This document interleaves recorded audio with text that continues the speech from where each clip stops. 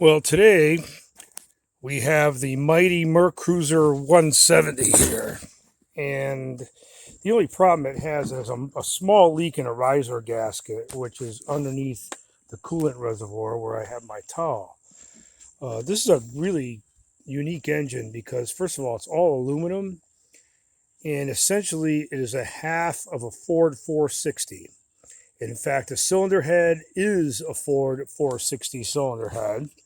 This is a Mercruiser designed standalone engine that was made from the late 70s up until around 1988.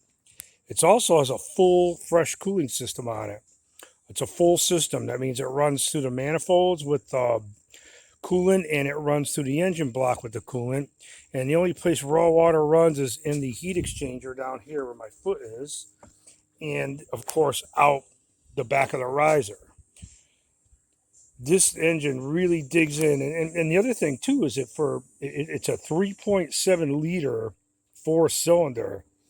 That's a massive displacement for a four cylinder, and it's 170 horsepower.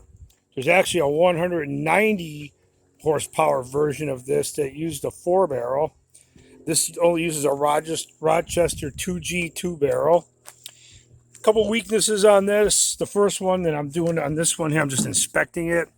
Under the timing cover here, these were known to leak. This one seems okay. Also up here where the water pump is, this is the circulator pump for the engine, not the impeller pump. You really have to watch for leaks on that too. And there's a double seal inside the timing cover that seals the oil from the water. And if you see this starting to leak anywhere, down any weep holes or anything, don't run it. You're going to have to go in there and change that double seal. The next weakness on this, which isn't that much of a weakness, this one here seems fine. There's no alternator. There's a magneto in here, very much like an outboard engine.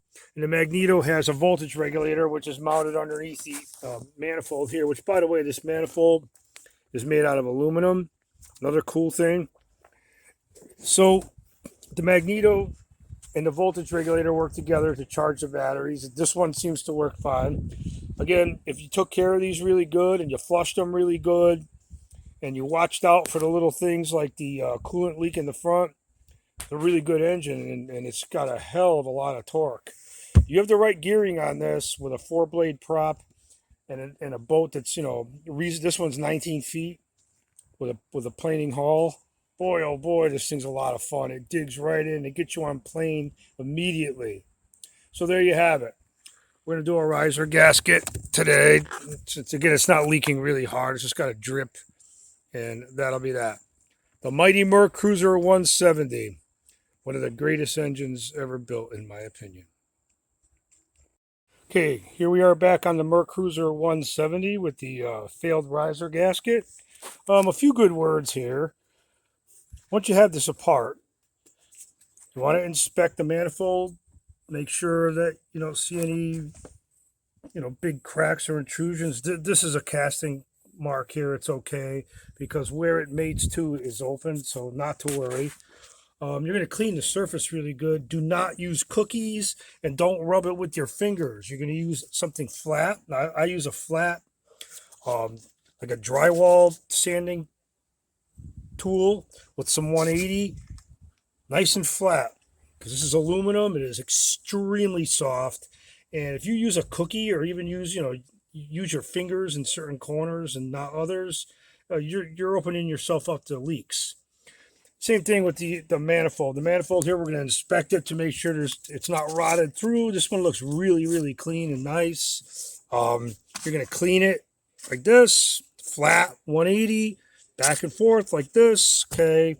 Again, no cookies, anything like that. Everybody knows what a cookie is. It's a little abrasive wheel that goes on an air tool or a drill. Very bad, creates low spots, and your surfaces aren't true.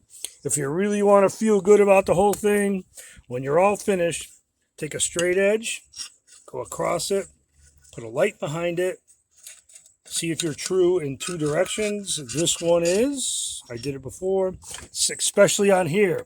This is aluminum. It has exhaust going through it. We're going to go across it with a straight edge. You put a light behind it. two directions.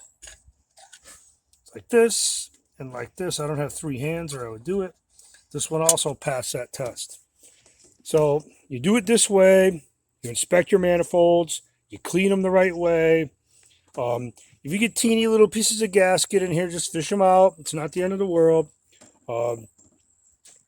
Use the gasket that they sell, Sierra or Quicksilver, or obviously Mercury is your best. Those are your best three. Anything else, you're on your own. And this will work just fine. We're going to put it back together. I'll look up the torque on the bolts, the 4 bolts. I think it's around 45, but I'll check. And that'll be that for this job, and we'll be out on the water with it tomorrow. This mean little sucker digs in good, too. It's a great engine. Some people will debate me on it, and that's okay. Kirk out. And there you have it. The Mercruiser 470 series, 170 horsepower, half of a Ford 460 riser gasket replacement. Again, it's a mean little engine. Absolutely fantastic performance by Mercruiser.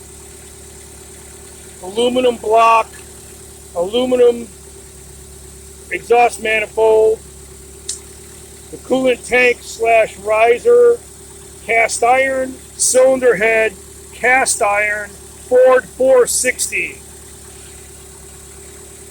All set. Check for leaks. Let it run up to temp. This thing runs at about 160. That's very good if we can get that hot.